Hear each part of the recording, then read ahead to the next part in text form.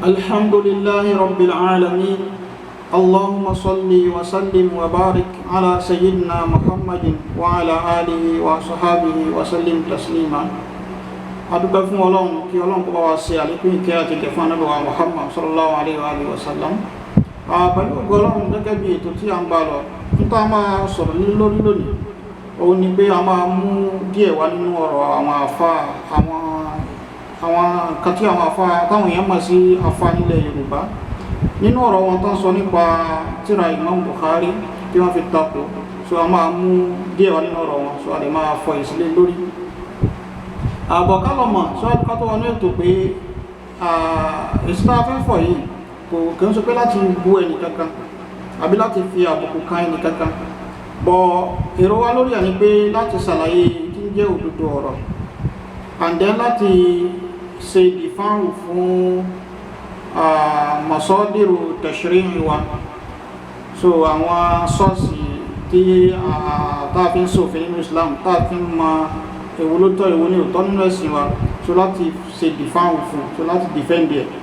òun ni ó fa tí a fẹ́ ṣe ètò ilé and then pẹ̀lú gọ́rọ̀ lé ní níta máa sọ̀rọ̀ lé lórí òun ni pé ta bá lọ sórí YouTube àwọn lecture méjì kan wà ń bẹ̀. ìkan bẹ̀ àkọlé rẹ̀ ní ìtako Sahih Bukhari, ẹlẹ́ẹ̀kejì òun ni ìdàrúdàpọ̀ tírà Sahih Bukhari, so àkọlé tán fún lecture yẹn lórí YouTube gbogbo alẹ́lọ́gbà ẹnìkan ló ṣe méjèèjì. Àfẹ́ máa dárúkọ ẹnìkankan ní lórí ètò yìí nítorí pé èrò wa ń bẹ̀ ní pé bọ́yọ́ Ọlọ́run lè kádàrà hidayah tọ́lọ́run bá ní káwọn ènìyàn kan gbọ́ ọ̀rọ̀ tí à ń sọ yìí, bọ́yọ́ Ọlọ́run lè ní kí wọ́n ronú kan padà àdẹ́káwọn náà dẹ̀ tún wò pé ó dà pé àwọn wà lórí wrong side, bóyá kan padà sí ojú ọ̀nà òdodo olúfàtà àfi ń dárúkọ ẹnìkankan, so àfi tí ó bá wá unnecessary ìgbà yẹn alìdárúkọ. Tábàlá wọnú lecture tá ń sọ lórí YouTube, so àfáà yìí náà wọ́n ń pèpè ń bẹ̀ fún pé èèyàn lè ṣe nákìlù àmọ́ kó jẹ́ nákìlù ilmi kéèyàn fi ìmọ̀ ṣe nákìlù yẹn. Kọ́dà wọ́n sọ mẹ́ pé kò sẹ́nì kankan tó tayọ ká sí nákìlù rẹ̀ gẹ́gẹ́ bá ní sọ, so àfáà rẹ̀ tó ń sọ ń bẹ̀ pẹ̀lú nọ́ọ̀sù bá fa ṣe sọ literal quotation máa ṣe pé báfà ṣe sọ gangan òun náà ni máa mú wa. àfá ń sọ bẹ̀ pé àwọn challenge everybody, anybody àwọn challenge pé àfá wọn sọ pé aruni maza kataba al-Bukhari bi khatti yadi, aruni maza kataba al-Bukhari bi khatti yadi, báfà ṣe sọ gangan nìyẹn náà súnmọ́ nìyẹn. àfá ni àwọn gbogbo yẹn pé nǹkan tí Imam Bukhari bá fọwọ́ rẹ̀ kọ ẹmu wá káwọn orí bá ṣe ń sọ bẹ́ẹ̀ náà nìyẹn. àfáàdẹ̀ tó ń fèsì ọba ilá yóò jà wọ́n ní kò sí, wọ́n ní Imam Bukhari kò kọ kankan, wọ́n lóun kọ́ ló kọ tírà rẹ̀ Sahih yẹn bàbá ti sọ nìyẹn. so ẹ jẹ́ ká bọ́ sínú ètò. so àfáà ń sọ nínú lecture yẹn pé Imam Bukhari sọ pé wọ́n ha 600,000 hadith, ipe nínú 600,000 hadith yẹn lòun ti fa Sahih tó ń kọ tírà Sahih Bukhari yẹn, ipe bẹ́ẹ̀ lòun ti fa yọ. so àfáwà try láti pín hadith yẹn, wọ́n sọ ń bẹ̀ pé tàbá pín 600,000 sí ẹ báyìí a jẹ́ pé lọ́dún Imam Bukhari ó gba hadith báyìí, a jẹ́ pé lóṣù ó gba hadith báyìí, lóòjọ́ kan iye hadith báyìí ló máa ń gbà. so ní wákàtí kọ̀ọ̀kan wọ́n padà arrive ti pé wákàtí kọ̀ọ̀kan ò Imam Bukhari ó ń ṣiṣẹ́ lórí hadith mẹ́rin ipe. so àfáwà ń sọ mẹ́ pé ṣé kò ní jẹun, kò ní sùn, kò ní mumi, kò ní kírun, kò ní lọ sí mọ́sálásí, àbí kò tí ẹ̀ ní bùkátà kankan tí ó gbọ́, tó fi wá ń jẹ pé láàrin wákàtí kọ̀ọ̀kan ó ń lè mójútó àdísì mẹ́rin. àfáà ń sọ mẹ́ pé kó tó ṣe dìrásà isnad, kó tó ṣe dìrásà matinu, kó tó wò pé eléyìí àwọn ni munafiki, eléyìí ni báyìí, eléyìí lágbàdísì lọ́wọ́ rẹ̀, eléyìí lágbàdísì lọ́wọ́ rẹ̀, pé báwo ló ṣe lè pọ́síbò fún èèyàn tó jẹ pé láàrin 16 years tó lóun fi kó hadith yẹn jọ. àfáà sọ pé kọ́lá kò tí pé Madina náà ló sì jòkó sí fún 16 years yẹn, kò kúrò nínú Madina rárá tó fi kó ogun àdísì yẹn jọ, tó bá fà sí sọ nìyẹn. so àfáà náà sọ ń bẹ́ pé wípé Kùránì gan 23 years ló fi sọ kalẹ̀, báwo wá lẹ́nu kó sọ wá ní láàrin 60 years òun kó gbogbo àdísì yẹn jọ tí ó dẹ̀ kú olójú kan nínú Madina ń bẹ̀yẹn náà, bá fà sí sọ nìyẹn. ẹ wá rí èsì sí ọ̀rọ̀ tí àfáà sọ yìí àkọ́kọ́ òun ni pé ẹnìkankan nínú àwọn àfá ìsìn àwọn àfá Islam àwọn al-ulama'u ar-rabbaniyun àwọn àfá onímímọ̀ tí gbogbo ayé gbà pé onímímọ̀ ni wọ́n bẹ́ẹ̀nà àfá aládìsì ni ó tó yẹ pé àwọn takásùsù tí wọ́n hadith nìkan àwọn fún gbogbo sáyé wọ́n fún mójútó àbínú àwọn àfá onífíkíwù nínú Islam àwọn tó ti gbogbo àwọn tó wá lẹ́yìn Imam Bukhari àtàwọn tó sẹ̀mí lásìkò Imam Bukhari náà àfá rẹ̀ ni àbáwọn ọmọkéwù rẹ̀ ni àbáwọn akẹgbẹ́ rẹ̀ ni gbogbo wọn pátápátá ni wọ́n panupọ̀ pé Imam Bukhari òun ló kọ tírà rẹ̀ fúnra rẹ̀ kò sẹ́ni kankan tó ṣe ṣáàkù sí ẹ̀ pé bẹ́ẹ̀ Imam Bukhari ló kọ́ àbó nǹkan ni ó kọ́ so Imam Bukhari dẹ̀ ní kò kí ń gbára lórí nǹkan tó bá há nìkan gẹ́gẹ́ bó ṣe jẹ́ pé yẹn ni àádà àwọn àfà aládìsí wọ́n á máa há hadisi sórí so wọ́n tún wá ní nínú àkọsílẹ̀ torí pé tí wọ́n bá fẹ́ gbàgbé mistake àfẹ́wà wọ́n lè padà sínú tírà wọn yẹn so gẹ́gẹ́ bí Imam Bukhari náà ṣe nìyẹn gbóná òun náà máa ń kọ nǹkan lẹ̀ ó sì máa ń há nǹkan sórí eléyìí tá a sọ yìí òun ní gbogbo àwọn rìwáyà tó wá látọ̀dọ̀ Imam Bukhari láwọn rìwáyà tó sọ tó wá pẹ̀lú ìsinadi tó lálàáfíà òun ló ń dálé lórí lápèjúwe àti sọ àlàyé àwọn yẹn síwájú náà gbà ẹ jẹ́ ká tún sọ inú àgbógbó táǹkà yìí rìwáyà ìsinadi tó lálàáfíà ni Imam Bukhari sọ ó ní ma adkhaltu fi kitabil jami' illa ma sahha ó ní mi ò fi kankan sínú tírà mi tírà al-jami' sahih àfi tó lálàáfíà tábà wọ̀rọ̀ yìí kí ló ń dá lórí pé Imam Bukhari òun ló kọ tírà rẹ̀ olóhùn òfin kankan sínú tírà tó ń kọ tírà òun sahih àfi àdís tó lálàáfíà inú ẹgbàá mi ó tún ní ó ní ma wada'tu fi kitabi sahih hadithan illa tasaltu qabla dhalik wa sallaytu rak'atayn ó ní mi ò fi àdísì kankan sínú tírà mi sahih àfikún yọ pé máa lọ wẹ̀ máa kọ́kọ́ wẹ̀ so máa wá kíráka méjì láti ṣe istikhara lọ́wọ́ ọba kí ni eléyìí dálé lórí Imam Bukhari tó sọ ó ní sọ̀nàfùtù kìtàbí aljami fil masjid al-haram sọ̀nàfù gbogbo alamagba tẹ̀sní ìtàwálé yàn sọ̀nàfà ó ní òun ṣe tírà wọn so ní masalasa nabi wa Muhammad sallallahu alaihi wa sallam àdínlẹ̀ ìgbà tó wá ó ní pé Imam Bukhari àwọn tàrájìmù Imam Bukhari yẹn àwọn àkọlé pé báàbù kaza àbí kìtàbù kaza yẹn Imam Bukhari kò gbé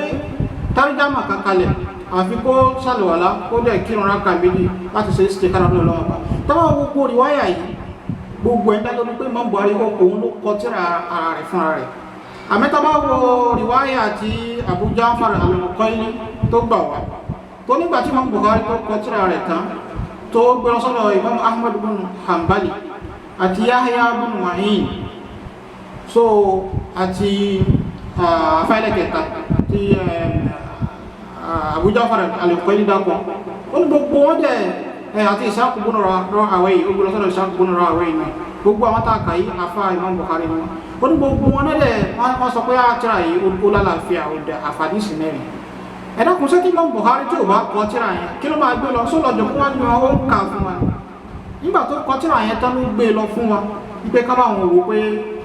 ṣé tírà yìí ó ṣe tírà tó lálàáfíà ni ṣé gbogbo àdísì tó ń kó jọ síbẹ̀ yìí sádìsì tó sọ yìí hùn tó wọ́n dẹ̀ sọ pé so àdísì tó sọ yìí ní gbogbo àdísì yìí àfàdísì mẹ́rin nìkan ni wọn ará yìí wọn ó yàtọ̀ tó ń bẹ̀ tábà gbogbo àwọn ìwà àtàǹsọ̀ yìí tó ń dálé lórí ni pé Imam Bukhari ló kọ tírà rẹ̀ fúnra rẹ̀ and then tábà wo fáwọn Muhammad ibn Yusuf al-Firabri eléyìí ó jẹ́ kan lára àwọn tó gba Sahih Bukhari wá látẹnu Imam Bukhari gẹ́gẹ́ fúnra rẹ̀ tó yọ pé Imam Bukhari ó ka tírà yẹn fún wọn lára àwọn ọmọ kí wọ́n gbà tó gba tírà yẹn wá látọ̀dọ̀ rẹ̀ ó ń sọ nínú ọ̀rọ̀ rẹ̀ ó ní àwọn èèyàn 900,000 ló gbọ́ tírà Sahih Bukhari lẹ́nu Imam Bukhari gẹ́gẹ́ bí àádá gbogbo àwọn àfá aládìsí ní pé tọ́mà ṣe hadith tọ́mà ṣe tírà tán bẹ́ẹ̀ bí Imam Maliki náà ṣe nìyẹn Imam Ahmad náà ṣe bẹ́ẹ̀ so tọ́mà ti kọ tírà wọn tán wọ́n á máa wá kọ́ àwọn èèyàn tírà yìí wọ́n á máa kà á fún wọn so wọ́n á máa kà á látòkè délẹ̀ wọ́n lè kà á láìmọ̀ ìgbà so gbogbo àwọn tó bá wá ń jòkó jọ yẹn wọ́n máa kọ́ bí wọ́n bá ṣe ń ka yẹn wọ́n máa kọ́ tán bá wá kọ́ tán wọ́n wá gbé ìtàn kọ yẹn wọ́n wá lọ fi wo aslo tírà tó wà lọ́dọ̀ àfá gẹ́gẹ́ tó só bára wọn mú tó wá ti bára wọn so wọ́n lọ kípẹ̀ so àwọn náà ti ní kọ́pì nìyẹn so gẹ́gẹ́ bí ọ̀rọ̀ tírà Sahih Bukhari náà ṣe rí nìyẹn ẹ wá rí ọ̀rọ̀ tí wọ́n sọ nípa pé bóyá Imam Bukhari ó há 600,000 hadith kátó bá síbẹ̀ yẹn ọ̀rọ̀ táfà ń sọ pé Imam Bukhari Madina náà lọ sí ìdòkó sí kòkòrò Madina fún 16 years no ó wrong. Imam Bukhari nǹkan tó sọ ní pé 16 years lòun fi kọ tírà yẹn lòun fi kọ tírà Sahih Bukhari ló fi kó àwọn àdìsí ẹjọ́ tó fi kọ́ bọ̀ kó sí pé gbogbo 16 years gẹ́gẹ́ pé Madina ló káwọn àjòkó sí tírà 16 years yìí ó ń tráfù káàkiri bọ̀ Madina ló ti bẹ̀rẹ̀ ló ti pilẹ̀ tírà yẹn ló ti gbé ló ti kọ àwọn tẹ̀bùwìbù ẹ̀hẹ́ ló ti bẹ̀rẹ̀ ìpìlẹ̀ tírà yẹn Madina ni bọ̀ lẹ́yìn ìgbà yẹn ó ń tráfù káàkiri ó lọ ń gba àdìsí káàkiri Imam Bukhari dùkú sí Madina fún 16 years gẹ́gẹ́ bí afáàsì sọ nínú lecture yẹn kò rí bẹ́ẹ̀ rárá bọ̀ ó ń káàkiri ó ń gba hadith jọ bọ̀ ẹ wá rí nípa ọ̀rọ̀ Imam Bukhari tó sọ pé wọ́n ha 600,000 hadith kò sí tó jọ tó yẹ kó jọ àlejò ń bẹ̀ nítorí pé kò ń ṣe Imam Bukhari nìkan ni ó sọ̀rọ̀ yẹn wọ́n gba wẹ́gbà báyìí wọ́n lọ́dọ̀ ọ̀pọ̀lọpọ̀ náà àwọn afá hadith látọ̀dọ̀ Imam Ahmad bin Hanbal látọ̀dọ̀ Imam Malik bin Anas látọ̀dọ̀ Abu Zur'a ar-Razi látọ̀dọ̀ Ishaq ibn Rahawayh látọ̀dọ̀ Imam Muslim látọ̀dọ̀ Imam Abu Dawud so gbogbo kálukú wọn ló nírọ̀rọ̀ báyìí tó sọ kọ́lẹ̀ lómi dákọ̀ 700,000 hadith gbóhùn ha so oríṣiríṣi ọ̀rọ̀ báyìí oríṣiríṣi ẹgbà ló wá látọ̀dọ̀ wọn bọ̀ ẹjẹ́ kákà sọ̀rọ̀ kan bẹ̀ Abu Zur'a ar-Razi wọ́n bèèrè lọ́wọ́ rẹ̀ pé ẹnìkan tó bá búra pé òun kọ ìyàwó òun lẹ̀ pẹ̀lú ṣáàtù pé Abu Zur'a ar-Razi ó há sórí 100,000 hadith àwọn yẹn wọ́n bèèrè lọ́wọ́ Abu Zur'a pé sẹ́ni yẹn sí ìbúra yẹn só rọ́ǹdì pẹ̀lú bó ṣe búra yẹn pé òun ẹ̀hẹ́ ipò ó ní tó bá jẹ́ pé Abu Zur'a ar-Razi ó há 100,000 hadith sórí ìwọ ìyàwó mi anti tọ́ọ̀lì so wọ́n ní sẹ́yìn tó sọ yẹn sọ ó ráìtì bẹ́ẹ̀ so Abu Zur'a dáwọn lóhùn ó ní bẹ́ẹ̀ ni ó ló ráìtì ó ní kò ṣe mistake Abu Zur'a wọ́n sọ bẹ́ẹ̀ pé ahfazu mi'ati alfi hadith kama yahfazu al-insanu surata qul huwa Allahu ahad ó ní mo há 200,000 hadith sórí gẹ́gẹ́ bí a ṣe máa há qul huwa Allahu ni mo ṣe há sórí so ọ̀rọ̀ táwọn afá sọ pọ̀ tó rí bí ọ̀rọ̀ tí mo Bukhari sọ yìí bọ́ àwọn afá aládìs àtàwọn afọ́ onímọ̀ nínú Islam wọ́n ní ìtumọ̀ta fún àwọn ọ̀rọ̀ yìí wọ́n sàlàyé rẹ̀ pípò orí sí rí báyìí tó tábà gbogbo àdísà náà lùwà Muhammad tàbá kójọ kò tó yẹ òǹkà tí wọ́n sọ nínú àwọn òǹkà ipá wọn ha so àwọn afá wa sọ̀rọ̀ lórí ọ̀rọ̀ yìí wọ́n ní ìtumọ̀ ọ̀rọ̀ yẹn báwọn afá sí máa ń ṣe nìyẹn àwọn afá ẹni Ọlọ́run tí wọ́n bá rọ̀rọ̀ kan bọ́yọ̀rọ̀ Ànábì wa Muhammad àbọ̀rọ̀ àwọn afá aṣíwájú anẹ́sìn wọ́n á kọ́kọ́ lọ wá pé kí ni túmọ̀ kí náà gbà lérò kí ló dé tó fi sọ lọ́rọ̀ yìí báwo lórí kìí sí pé wọ́n kàn takò wọn mo bá ṣàtọ́ máa ti rọ̀rọ̀ yẹn lò wọ́n á kọ́kọ́ wá ìtumọ̀ fún ọ̀yẹ́ náà ọ̀rọ̀ mẹ́ta làwọn afá sọ nípa ìtumọ̀ ọ̀rọ̀ yìí gẹ́gẹ́ bí Imam Jalaluddin As-Suyuti gẹ́gẹ́ bó ṣe sọ gẹ́gẹ́ bó ṣe ṣàlàyé ọ̀rọ̀ yẹn ó ṣàlàyé nínú Tadrib Rawi ó dẹ̀ tó ṣàlàyé ọ̀rọ̀ yẹn nínú tírà rẹ̀ kan tó kọ tí orúkọ ń jẹ́ Al-Bahru alladhi sakhara fi sharh Alfiyati al-Athar so ó ṣàlàyé ń bẹ̀ ó ní àkọ́kọ́ ni pé táwọn àfá kan túnmọ̀ ọ̀rọ̀ yẹn sí ni pé al-mubalagha fil kathra ìpé bóyá wọ́n kàn fi bí àdísìtà ń ha bó ṣe pọ̀ tó wọ́n mí ní nọ́mbà yẹn gẹ́gẹ́ bọ̀ wọ́n tán tẹ́rẹ láti sọ pé ká fi mọ̀ bá àdísìtà wọn ha sí pọ̀ tó gẹ́gẹ́ bá wọn ṣe máa ń lò nínú ọ̀rọ̀ àwọn sọ pé ká máa lo òǹkà táàdẹ̀ gba òǹkà yẹn lérò bọ́ a kà fi sọ bí kíní àti pọ̀ tó nù so ọ̀rọ̀ kejì táwọn afá sọ ni pé ìtọ́gbà lérò pẹ̀lú hadisi bẹ̀yẹn kò ń ṣe pé bóyá hadisi nìkan hadisi marfu' ni o al-mawquf ni o àti àwọn aqwawilu salaf bóyá hadisi Ànábì ni o hadisi ọ̀rọ̀ tó yẹpá àwọn sọ̀hábà ló sọ ni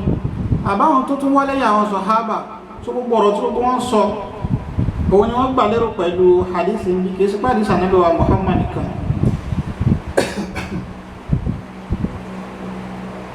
nínú tó wá kí ká mọ̀ pé kò sí pé hadisi Ànábì wa Muhammad nìkan náà gbà lérò nínú tó ń jẹ́rìí sí ọ̀rọ̀ yẹn ó ní nígbàtí ọ̀rọ̀ tí Abu Zur'a Ar-Razi tó sọ àbí ẹgbà wá tán gbà látọ̀dọ̀ Abu Zur'a Ar-Razi tó ń sọ ń bẹ̀ pé wípé Abu Zur'a Ar-Razi o yahfazu 700,000 hadith wa kana yahfazu 140,000 fi at-tafsir wal-Qur'an. Àwọn ní Abu Zur'a Ar-Razi wọ́n ló há 700,000 hadith. Tọ́ àwọn ní nínú 700,000 hadith tó há yìí o 140,000 bẹ́ẹ̀ ó ní ṣe pẹ̀lú tafsir àti al-Qur'an. Tàbátà owó hadith tó wá látà náà Muhammad nípa tafsir àbí nípa al-Qur'an kò tẹ̀ tó ń kàyẹ rárá, kò súnmọ́ kàyẹ kò tó bá yẹ rárá. So tó ń túmọ̀ sí pé ntí Abu Zur'a ìtọ́gbàlérò pẹ̀lú pé Abu Zur'a Ar-Razi ó há 140,000 hadith nípa tafsir àti Qur'an. Ó ní pé hadith àti tó wá nípa tafsir ọ̀rọ̀ àwọn sahaba báwọn sahaba sí tó tafsir àwọn tabi'un àwọn atba'u tabi'in àtàwọn tó tún wá lẹ́yìn wọn. So gbogbo ọ̀rọ̀ wọn nípa tafsir òun ni wọ́n sọ bí wọn ló jẹ́ kó ń kàn yẹn pọ̀ báyìí. So ọ̀rọ̀ Ànábì, ọ̀rọ̀ àwọn sahaba, ọ̀rọ̀ àwọn tabi'un, so ìtumọ̀ ọ̀rọ̀ yẹn nìyẹn. Ìtumọ̀ ẹlẹ́kẹta táwọn afá fún ọ̀rọ̀ yẹn ni pé nítorí gbàlérò pẹ̀lú ka àwọn hadith yẹn ni pé báyà hadith yẹn ọ̀kan nìsín ó lè ní isnad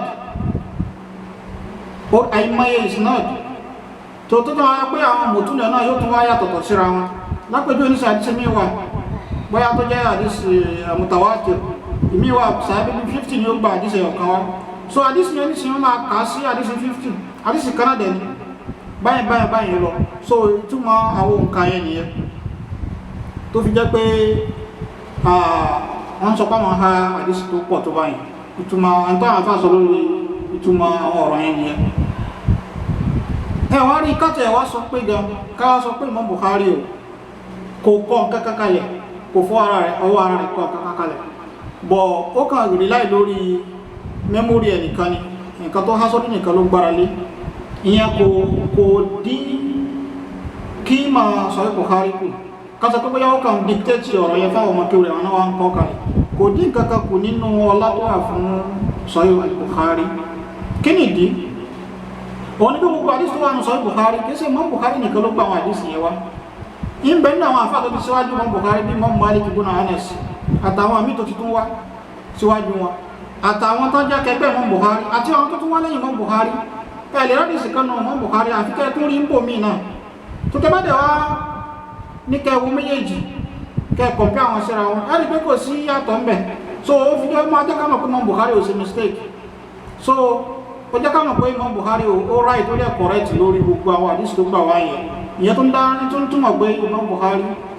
mẹ́mórì ẹ̀ ó lágbára gan ó lè hàn kankan. So ká ní Imam Bukhari kárí kọ̀ọ̀kan kankan lẹ̀ ìyẹn ò dín kankan kò dí ọlá kankan tó wà nínú fún tírà Imam Bukhari. Ẹwà níbi tá a dé yìí àwọn tó ń sọ ọ̀rọ̀ tá ń sọ yìí nípa Imam Bukhari tá ń fẹnu àbùkù ka Imam Bukhari àti tírà rẹ̀ tá ń sọ pé àwọn àdísì tó lọ ìfẹ́ pọ̀ ń bẹ́ kankan máa ra báyìí. A máa bèèrè àwọn kankan lọ́wọ́ wọn táàdẹ̀ ń retí èsì tó lọ ń bá ní kí ọ̀rọ̀ yìí dọ́dọ̀ wọn. Àkọ́kọ́ tọ̀tẹ́ bá ní Imam Bukhari kọ́ ló kọ tírà yẹn fúnra rẹ̀.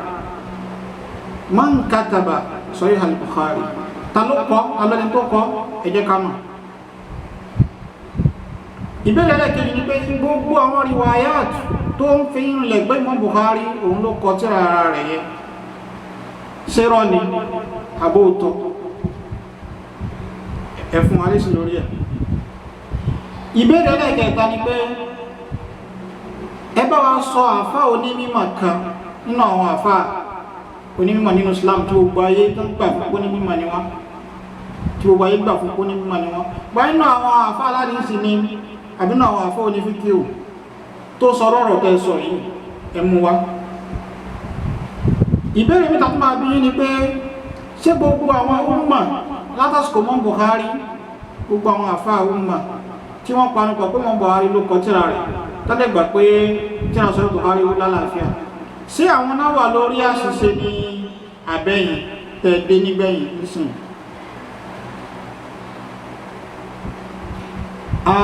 Ìbéèrè mẹ́ta tó máa bèèrè ní pé tọ̀ tẹ́ bá ń sọ pé ẹ̀ ń dá òtù àwọn tíra tó wà ní sọ Bukhari nínú àwọn àdísì tẹ́ ń dapọ̀ yìí àwọn àdísì ní wà mẹ́tọ́ pé ó wà nù tíra Imam Malik náà so a lè rí nínú ọ̀rọ̀ yìí tẹ́ ń sọ pé ẹgbà Imam Malik ẹgbà òun láàfà